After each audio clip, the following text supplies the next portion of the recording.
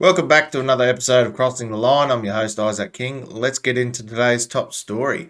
Ontario transgender teacher sparks controversy by wearing giant prosthetic breasts in class. Holy mummy milkers. Can you imagine going to school, going into class, and seeing this as your fucking teacher? Or as your substitute? Can you imagine the living hell that would ensue?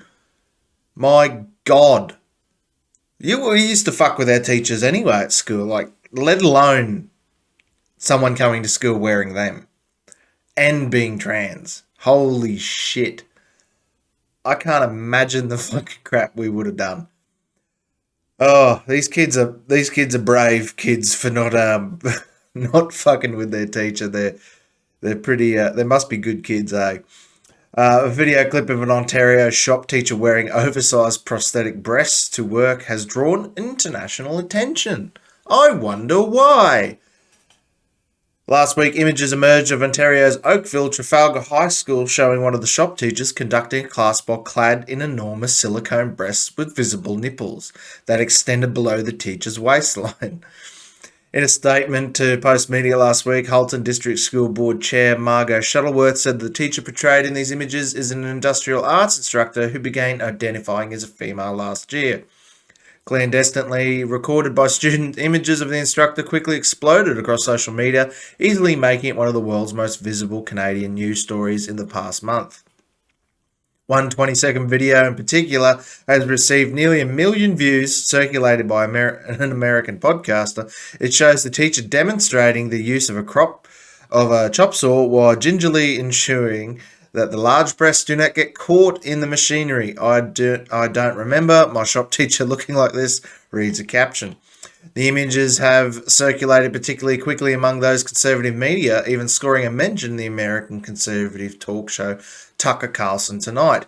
Children are being used as props as sexual fantasies of adults, host Tucker Carlson declared. Yeah, I think they fucking are. You go to school and you've got your teacher that's obviously having some mental issues, and they start wearing giant prosthetic breasts. What's next? Like, the slope that we were worried about being slippery has well and truly gone. It's behind us. Going into a school dressed inappropriately like that, if it was a normal genetically born woman with breasts that big, and they would be having a meeting in the office with the head principal or something anyway about wearing revealing clothing to kids. This person obviously needs some help. Like, they want to be the best them. Fair enough, they could be the best them. But I don't think that's appropriate for fucking kids. That is definitely not appropriate for school. Maybe in their home life, maybe when they go outside of the school grounds, but they've backed themselves into a corner where they can't even say that now. They can't say no. Come on, pull your head in. You obviously shouldn't be wearing them. They're a hazard. Like, you're going to cut a nipple off, for fuck's sakes. Imagine if that gets caught up in a drill or a circular saw, a sander even. Like, you're gonna rip your bloody prosthetic tits off. Like, I know they're not real in any sense of the word, but for Jesus Christ, you got to be careful with that kind of shit. You shouldn't be wearing long bloody sleeves and shouldn't have long hair near a circular saw, if I remember correctly. Now, I can't imagine what these kids are going through at school, having to put up with this every day and can't make a joke about it, can't say anything about it, because they will be expelled immediately. And being Canada, they could even be arrested and charged for hate speech or whatever they want to call it over there now. This is a video captured by a student at Oakville Trafalgar High School showing a teacher instructing the class on how That's to not use a safe. saw.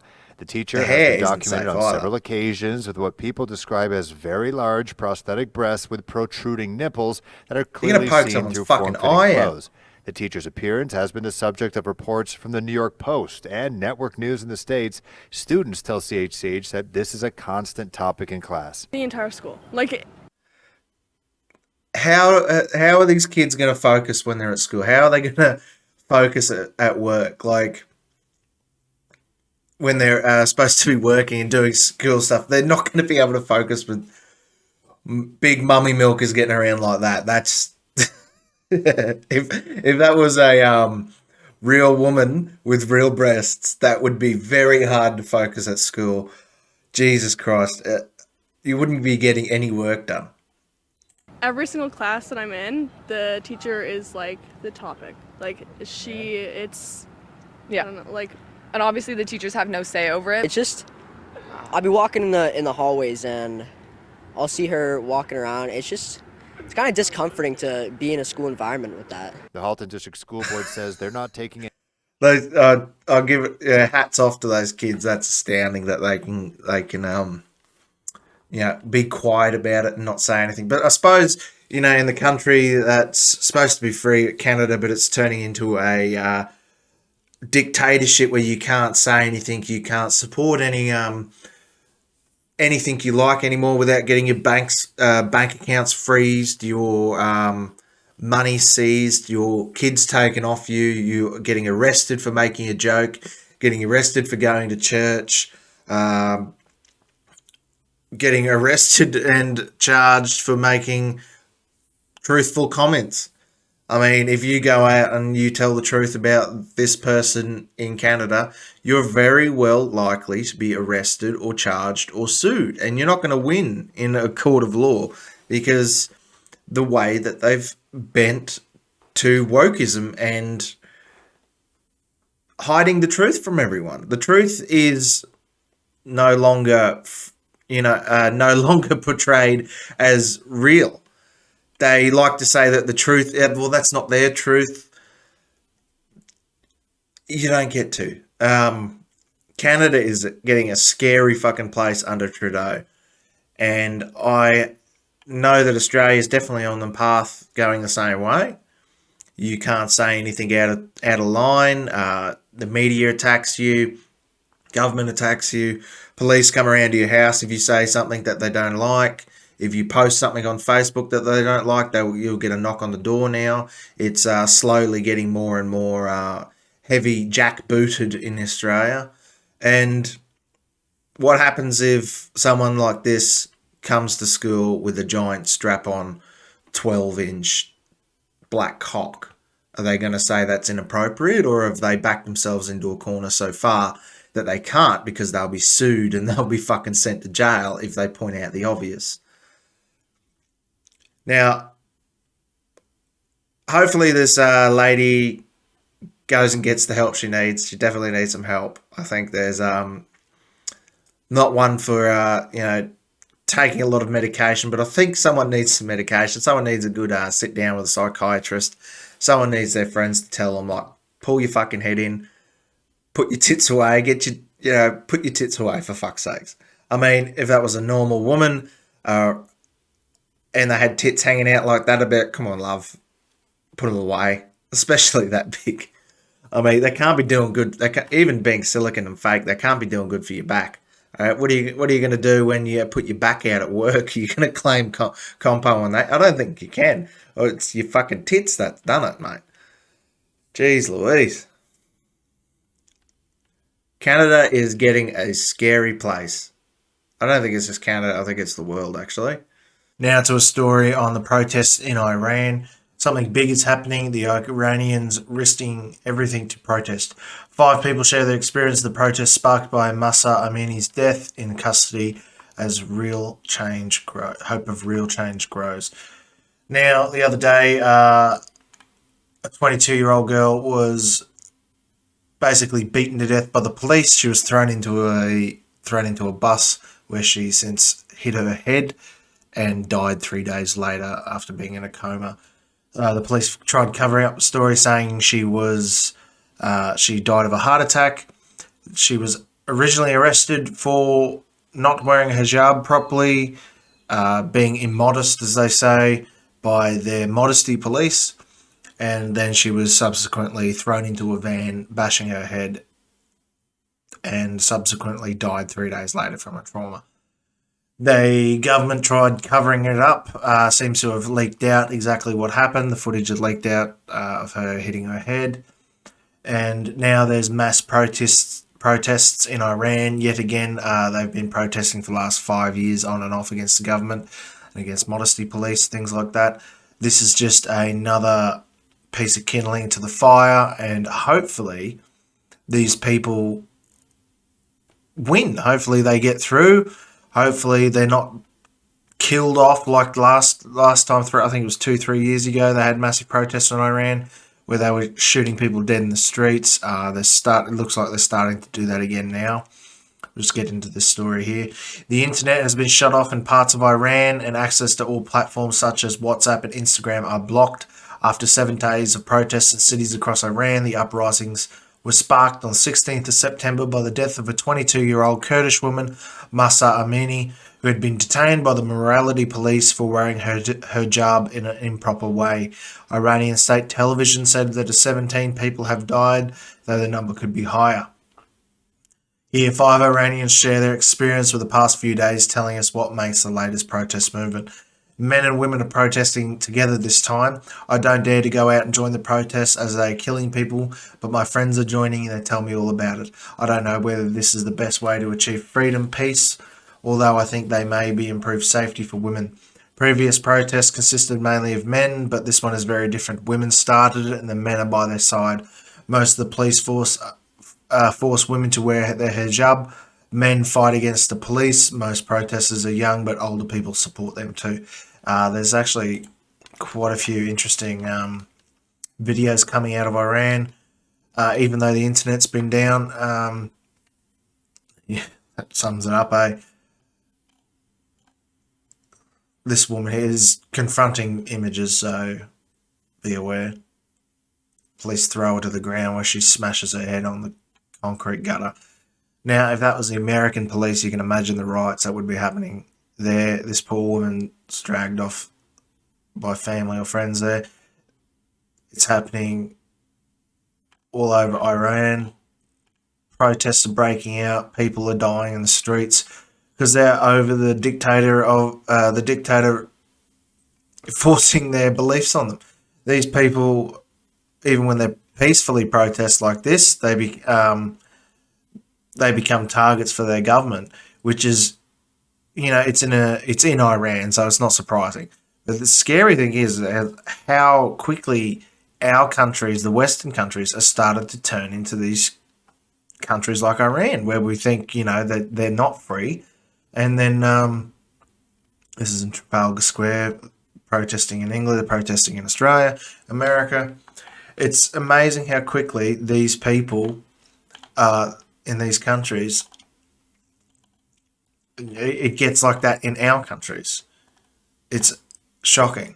They're tearing down billboards.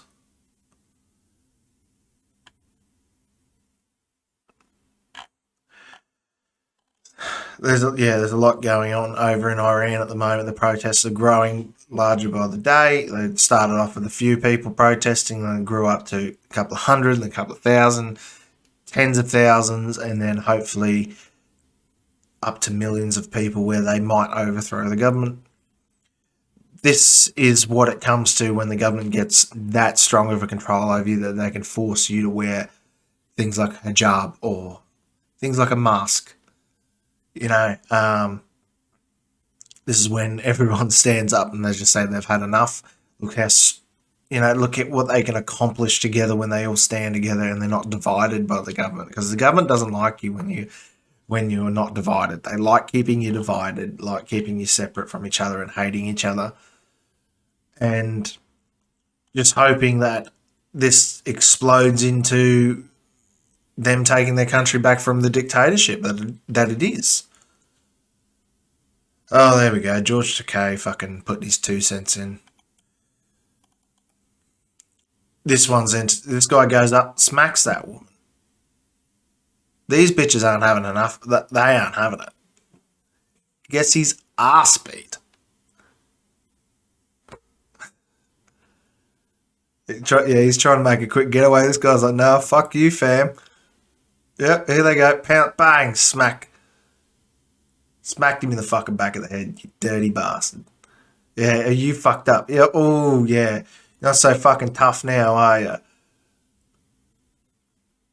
They're not putting up with it on the small scale. They're not putting up with it at all. They're doing that to police. They're doing that to the pieces of shit. Goes up and smacks a woman for whatever the fucking reason. They're not putting up with it anymore. There's a lot of imagery coming out of there at the moment. I don't know if we can show that one. But Elon Musk is actually, since they've cut off the internet there in Iran, Elon Musk has actually redirected satellites, Starlink satellites like he did in Ukraine, and sent them over to Iran so they can get some sort of internet, some sort of media out and show the world what they're protesting for and what they're protesting about. This is in DC.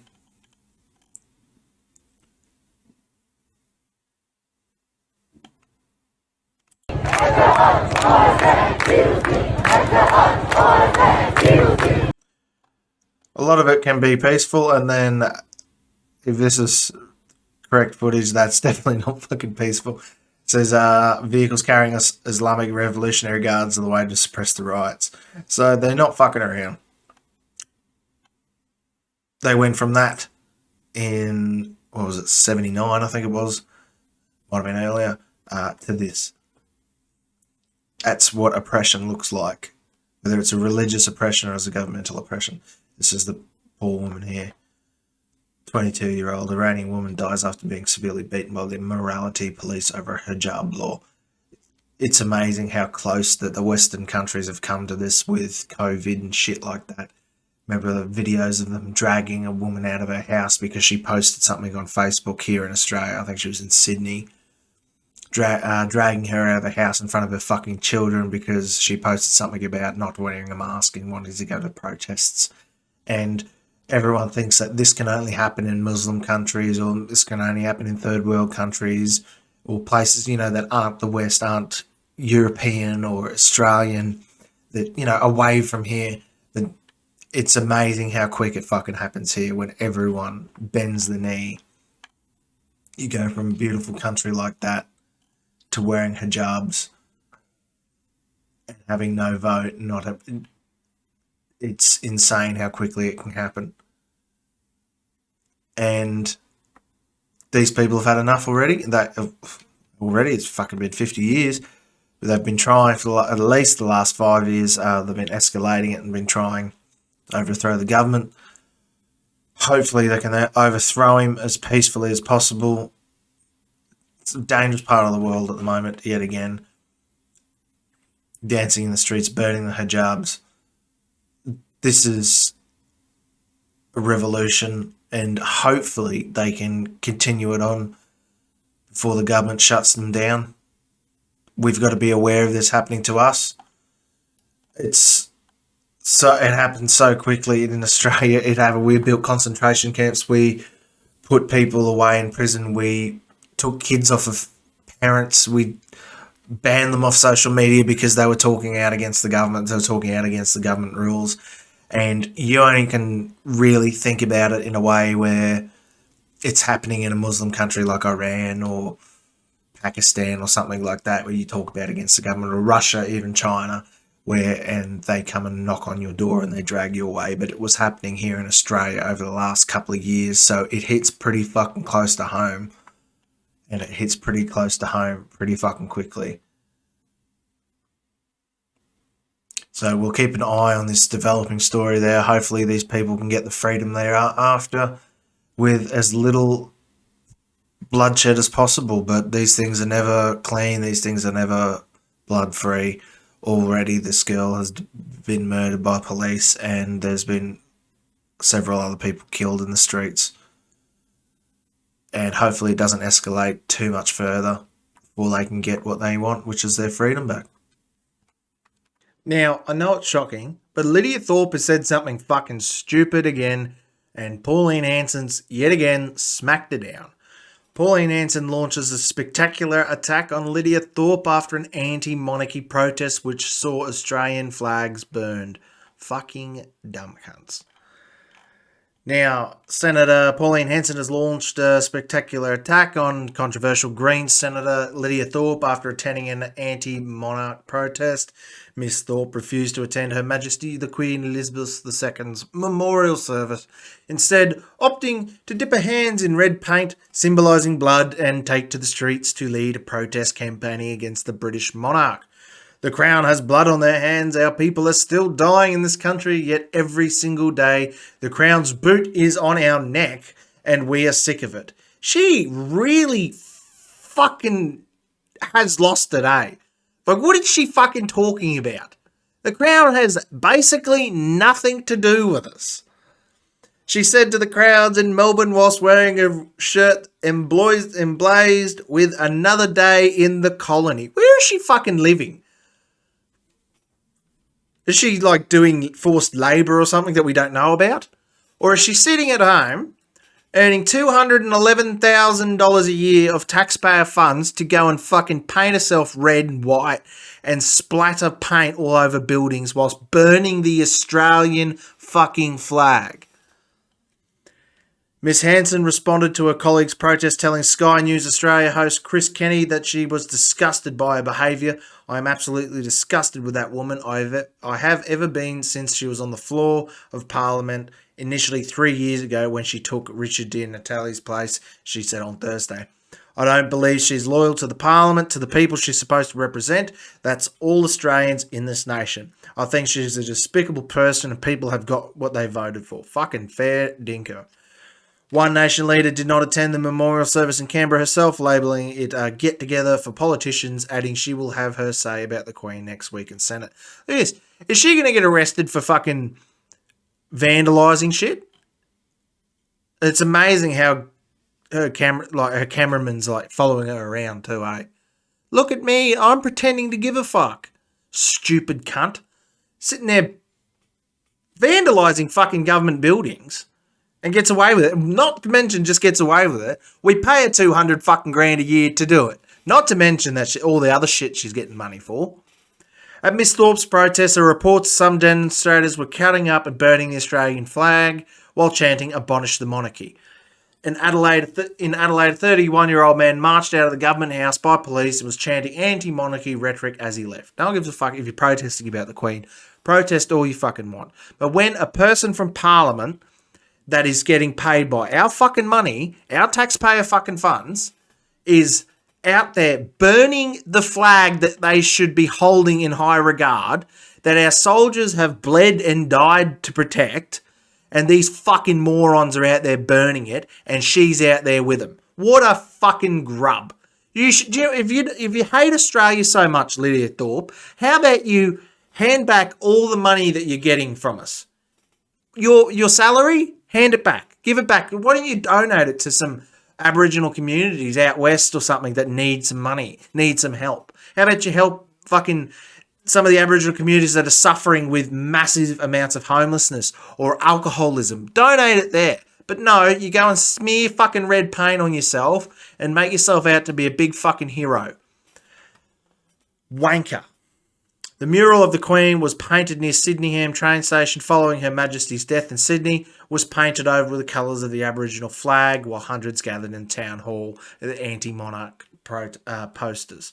Anti-monarchists also gathered in Brisbane, Canberra on Thursday, calling for an abolishment of the monarchy. The monarchy has basically fucking nothing to do with this. And these retards are out there blocking the streets of everyday hard-working people that want to go to work. Fucking idiots. Like, if you want to protest, protests are great. I think everyone should be able to protest. The government should not be able to stand down on your protest. But something you shouldn't be able to do is burn shit in the streets, destroying property, fucking graffitiing shit as well. That's a fucking parliamentarian. She's putting graffiti, putting fake blood or paint, or whatever the fuck it is, on a building and then gets away with it because she's special. No, she wants to be treated like, they want equal rights. They want, not that there's fucking any rights that women don't have, but how about you lock her up? Send her a fucking fine in the mail for vandalising shit. Disgusting. You're burning the fucking Australian flag and you're supposed to be the one protecting it. ignorant fucking fool, that woman. I'm glad Pauline Hanson, every time one of these idiots gets out of line, someone like Pauline Hanson or Malcolm Roberts smacks them down and just shows everyone how stupid they are. You know, I don't agree with everything that Pauline and One Nation have to say, but I fucking agree with it a lot more than what these fucking fools who don't have a job, don't have a fucking life. Look at this fucking latte drinking wanker.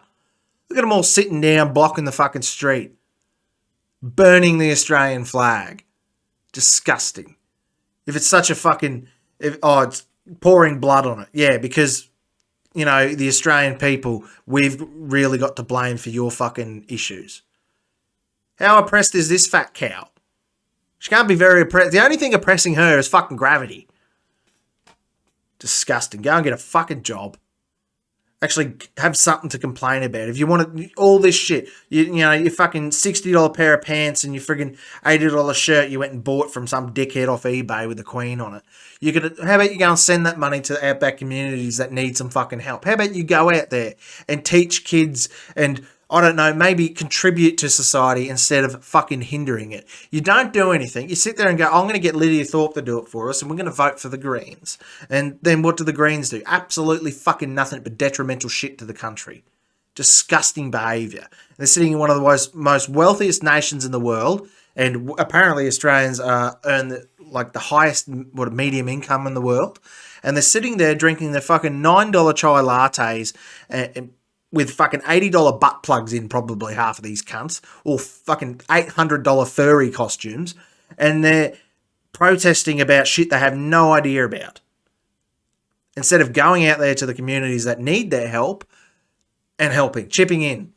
You know, fucking disgusting. If they want to do something right, do something to help them, go out there and donate to the actual people in need. Instead of standing there buying a fucking flag, buying fake blood, spending all that time and money and then burning it in the street. Go and get a fucking job. And how about you send them a couple of dollars a day or something like that if you're that worried about these communities, which you're not. You just want to look like you're fucking part of a movement. Retards. Absolute fucking morons. It's disgusting. You're burning the Australian flag for no reason. It's got nothing to do with the monarchy. Oh, it's got the Union Jack on it. Get the fuck over it. It's our fucking flag. Our soldiers have fought and died for it for fucking years, and you're burning it in the street. Disgusting fucking behaviour. Yet again, I'm reading another story about a pedophile teacher. This one hits a little closer to home. In Melbourne, teacher and boyfriend pled guilty to child sex offences. A music teacher at one of Melbourne's biggest secondary schools and his boyfriend have admitted to a combined 60 child sex offences. A Melbourne music school teacher and his boyfriend have committed more than 60 child sex offences between them, including performing sexual acts in front of minors and sexual assault. Couple Benjamin John Heels and Tristan Dale Kalinin Smaley, both 33, pleaded guilty to a raft of charges before Judge Helen Sims in the County Court of Victoria on Thursday. It's funny how all these things keep coming out of Victoria, like Ros Ward's Safe Schools program, how that went.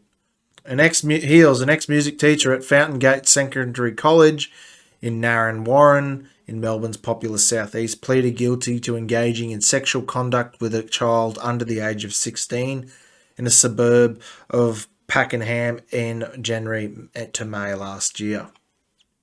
Fucking disgusting. He also notified a court of his intention to plead guilty to more charges of sexually assaulting a minor, sexual activity in the presence of a child using a carriage service to transmit child sex abuse material, and possessing child sex abuse material. Kalinin Smaley pleaded guilty to using a carriage service to encourage a child under the age of 16 to engage in sexual activity with him in Berwick in 2017. He also said he intended to plead guilty to the charges of transmitting child pornography, possessing child abuse material, and using a carriage service to transmit child abuse material. These fucking disgusting cunts. Both Heels and Cullen and Smaley appeared in court via video link sitting next to one another at Hopkins Correctional Centre at Ararat. In a Facebook post in 2019, August 2019, Heels celebrates the 9-year anniversary of his relationship with Smaley. It feels just like yesterday he went on our first date to the movies, writes Heels, who has been photographed dressed up as a clown in a Harry Potter pyjamas. So much has happened with so much more to come. Through thick and thin, good and bad, ups and downs, there is no one else I want to spend my time with. The matter was just adjourned to February next year for further pleas and sentencing, with court waiting a report on assessing a pair's risk to the community. Well, I can tell you the risk to them if they ever get fucking found. These disgusting fucking animals that prey on kids, and there's just more and more and more of it. I'd really like to know how these two found each other, because one pedophile in a relationship, bad enough, but they've obviously fucking found each other in some backwater, dark part of the web somewhere, because I don't know how you have that conversation with someone. I don't know how it comes up in conversation. And he's a fucking teacher in a Melbourne school. Didn't hear about it back then, did you, when it first came out? I haven't seen this in the news barely anywhere. How does this not just get fucking screamed from the rooftops? I don't know. It's amazing the amount of pedophiles that are popping up in Australia and around the world that seem to be teachers. Well, we all know why they go and become a teacher, don't they? It's like, why do pedophiles go and decide to become priests? Because it's not the job that turns them into that. Because I had an argument with people about them saying that not being able to have sex and being celibate for a priest is why they turn into a pedophile. It's not, because I guarantee you, there's people that are virgins until they're 30 and they don't go and fucking rape kids. It's not because they're not getting sex. It's because there's something wrong with them in their head and they need to be put down, like the dogs they are. It's astounding how many times this keeps happening. Oh, you've really got to fucking pick and choose. It'd be terrifying having kids. It really got to pick and choose where you send your kids to school and where the fuck is safe anymore. These people, him and his boyfriend, these two fuckwits, have obviously found each other somehow on the internet and decided they're going to get some sort of little pedophile ring going. It's insane how many of these people are out there teaching your kids, molesting children, doing unspeakable fucking things to them. And then the media shuts it down and you're not allowed to know where they live when they get out of jail. They'll probably get a smack on the wrist, these cunts. They probably won't get anything done to them. They'll get smack on the wrist, be out of fucking prison. And anyone who says that they're going to get what they have coming to them in prison, no, they won't. They'll get put away somewhere with their little fucking special boys club they have going. These two will have a fat time in prison. They won't necessarily have the shit stomped out of them or anything that they deserve. They will be treated kindly and they'll be sent with people who are like-minded like them. There was a great TikTok I watched the other day where people like these blokes were trying to change the word from pedophile to minor attracted person. And this old bloke from like Louisiana or somewhere like that was saying how back in his day, they didn't even call them pedophiles. They used to call them baby rapers. Because that's what they are. That's what they fucking are. The pedophile is a really bleached term for what they are. You might not like the words. You might get banned off of social media for saying it. But that's what they are. Baby rapers. Disgusting. And there's only one place and one thing to do with people like that. So remember these guys' faces. Remember their names. Heels and Smaley. Remember their Benjamin Heels. Remember his face, because he'll be out. Even if he gets hit with every single charge, he'll be out soon. So will his boyfriend. Tristan Cullinan Smaley. Disgusting. They'll be out doing it again. They won't change. They won't stop just because they got caught. They'll just hide it more. You're allowed to chemically castrate kids in Victoria, but you're not allowed to chemically castrate pedophiles or baby rapers. And people like these guys are the ones who are pushing for the language change, where instead of calling them pedophiles, they want you to call them MAPs or minor attracted persons. And people who are running the education, especially in Victoria, it seems to be really pronounced Victoria, I don't know, they're trying to bring in shit like that. Safe Schools program that they kicked because they were teaching children how to masturbate at the age of 5. What the fuck is wrong with people? And that got voted in. Ros Ward, go and Google that fucking, that person. I'd say that Ros Ward has the same kind of affiliations that these two blokes had or have. So do your research, go to your parent-teacher meetings. There's not much you can do, though, because they're not going to come out and tell you, but try to talk to your kids and find out what kind of shit's going on at school, because these disgusting child groomers are prevalent fucking everywhere. We just saw what happened with the Epstein trial. Nothing. There's a massive list of rich, wealthy people that sounds like a conspiracy theory. It's not even a fucking conspiracy theory. It's all proven true in the court of law, and we don't get to find out any of their names. No one gets charged for it. Just one person, Ghislaine, goes down for it. And the people who were defending those pedophiles and defending people like Ghislaine Maxwell, Jeffrey Epstein, and their cohorts, they're now like the attack dogs for the president of the United States, who's attacking the ex-president. So conspiracy theory go fucking rife with it, you know, like it's a fucked up world and these people are everywhere. So take care of your kids, find out what they're learning at school, find out who's teaching it to them, because you can protect your kids all you want, but these grubs like this will be out there forever. And they're getting more and more pronounced. They're getting more and more like open about it too. They're actively talking about it. If you go onto TikTok, they're talking about it like these people deserve to be able to feel the things that they feel. I'm sorry, but no, I thought that was the one thing we could all agree on as a human race, that raping babies and children and being a pedophile is a bad thing. But now people like this, people like Ros Ward, people like, you go on a fucking TikTok, you see, or YouTube or Twitter, they're defending, there was a fucking TED talk about minor attracted persons. You, like that bloke, a southern bloke who was talking about baby rapers, how they used to be called baby rapers. If you lessen the harm of the word and treat it with less weight, you treat the act with less weight.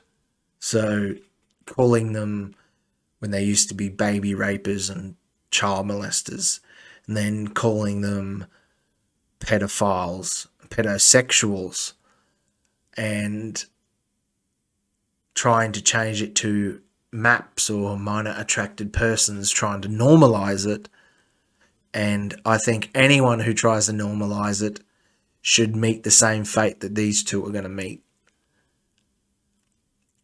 Bit of mob rule, a bit of mob justice can go a long way sometimes.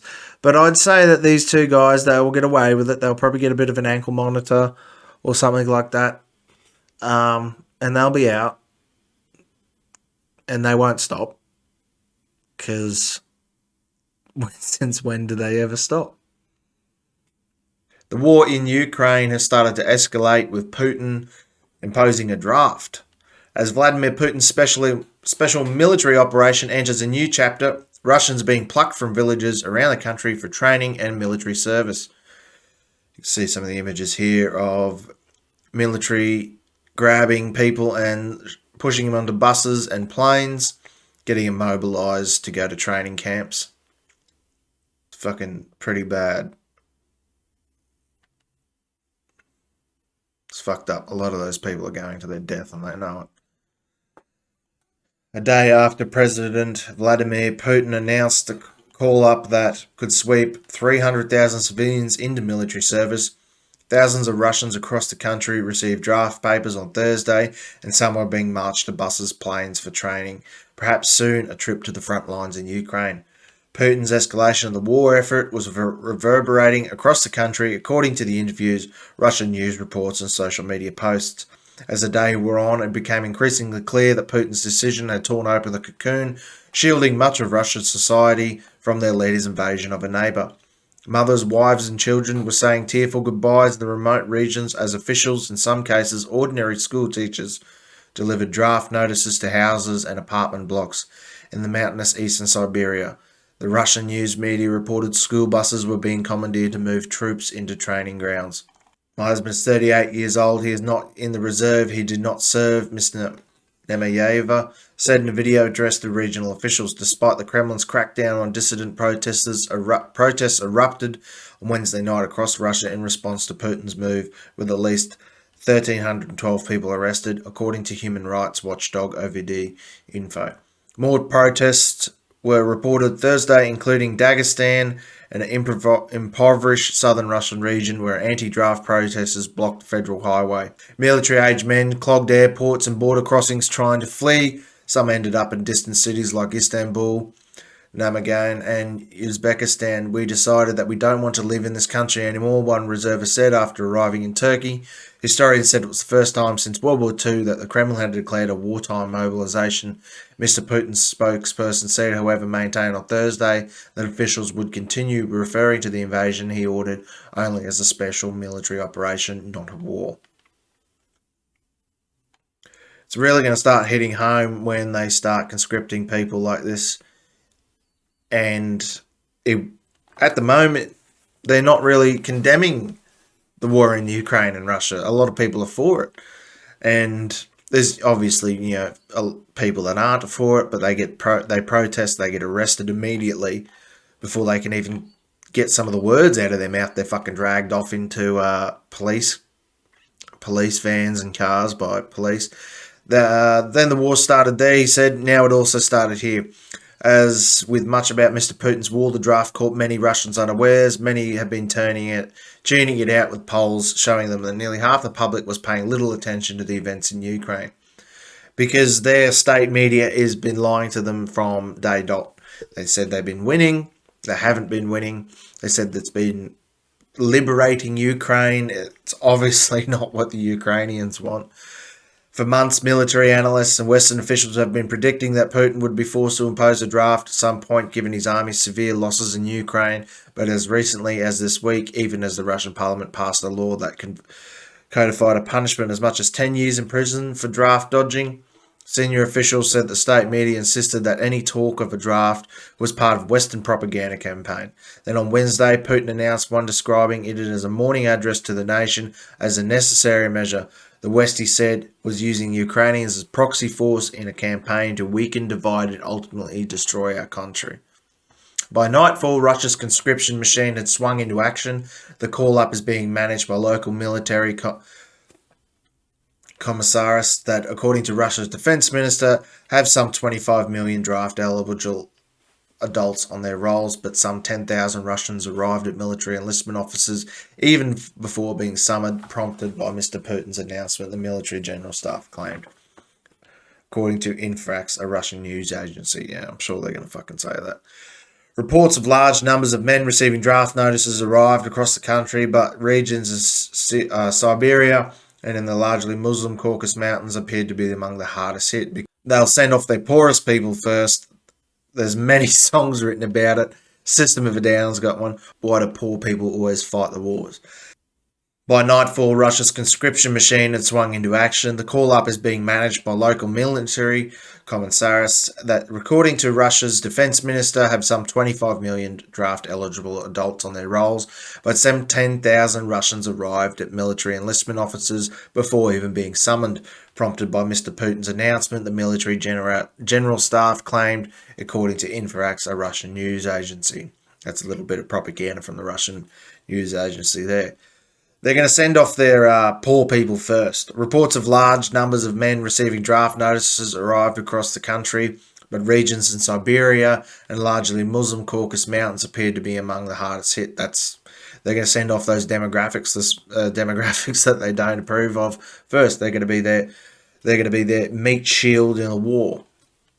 It's happened before. They've done it before. It's happening all over again. But if they're enlisting people that they're not just using their current military force, shows that the war is going to be a lot bigger than what they first anticipated. Scary times. It's not going to end well. We'll have to keep a close eye on what's going on over there, but America's just keeps pushing in keeps pushing in money. European Union's pushing in money. Australia, we're sending them fucking vehicles, money, anti-tank weapons, things like that. Just escalating it to the point where Putin might even use tactical nuclear weapons, which would not surprise me.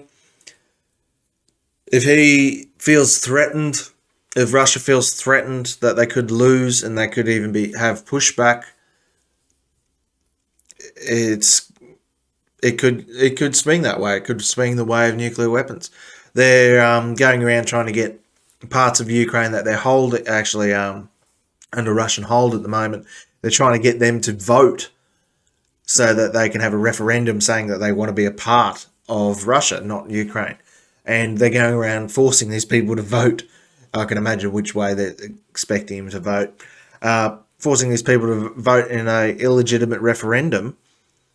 And if that's the case, and Russia goes and says that Ukraine, those parts of Ukraine is now Russia, when they get pushed out of there, or when the Ukrainians hit those cities, hit back at those cities that the Russians have occupied, Russia's going to go to their state media, going to go to their people and say, look, Ukraine is now pushed into Russia. This is Russian sovereign soil. We are going to take them out no matter what weapons we need to use. And then if they feel necessary, they could definitely drop a nuke on them. Which, I wouldn't put it past Putin at the moment. I mean, he's apparently got cancer. He could be dying of cancer. He wants to see Russia turn into the USSR again before he dies and leaves a legacy for the Russian people as far as he sees it. So I wouldn't put it past him using tactical nukes, and the Biden administration wouldn't be able to do anything about it. The European Union, anyone in Europe wouldn't be able to do anything about it because there's no cohesion. They're too busy infighting with each other and worrying about what pronouns to call people. I mean, the American Navy had a video the other day saying that they need to figure out, you need to know people's pronouns. The Russians, these soldiers, these draftees, these people that are getting sent to the slaughter aren't going to ask you for your pronouns when they fucking shoot you in the face. There's plenty of footage online about the war that's going on in Ukraine, and I haven't seen a single one where anyone's been asking pronouns before they get shot or shelled. So I think America needs to wake up and see what they've fucking caused and de-escalate the entire situation somehow. Something needs to happen before it goes too far. And I think it's getting to that point now. It's getting to that point very soon that something's going to happen that can't be taken back. A nuke will be dropped. A shell will be sent that cannot be unfired, and it will trigger something a lot bigger than what it is already. We're on a downhill slope into World War III. And people like a weak President Biden, people in the German Chancellor, who is completely dependent, Germany is completely dependent on Russia. They won't lift a finger because they need, especially coming into winter, they need the Russian oil and gas. And Russia's going to make them pay for it with blood, sweat, and tears. So they're going to get a free reign over Ukraine. And it's all their own doing. And they're using the Ukrainian people and the poor people in the Caucasus Mountains and Siberia, these Muslim minorities in Russia and that, they're using them as cannon fodder. It's always the poor people that die. And it's just going downhill real fast. We'll see where that goes, I suppose. Thanks for watching. Don't forget to share, like, and subscribe. Leave a comment down below, and I'll see you guys in the next video. Retribution!